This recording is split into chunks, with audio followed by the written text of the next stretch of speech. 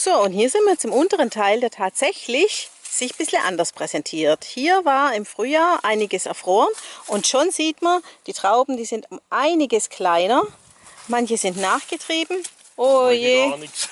Und da blüht es tatsächlich jetzt erst. Ja. Auch hier haben wir kleine Beerchen. Ja, da haben Da wir im war's. Prinzip verfroren. Ja, Das ist der abfroren. Nachtrieb dann. Es gibt dann Mit der vielleicht für Blüte. nächstes Jahr dann hoffentlich eine Route. Ja, dass du Glück hast. Und das Witzige ist, wenn man da Hier wieder Blüten.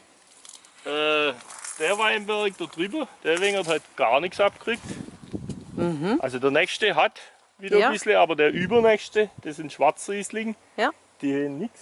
Und der da ja, drüber, oben drüber, ja. der hat auch nichts abgekriegt. Also Die haben Glück das jetzt. ist, Und hier sind nachgesetzte Stöckle. Die hatten leider dieses Jahr auch Pech, waren gleich mal abgefroren, sind dann aber doch wieder ausgetrieben. Also da wird dann was draus bis zum nächsten Jahr.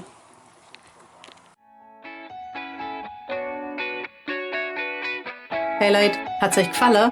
Dann guckt doch öfter mal in meinen Kanal rein oder auf meine Homepage, da hat's ein ganz nettes Programm. Bei uns ist nämlich etwas Butter.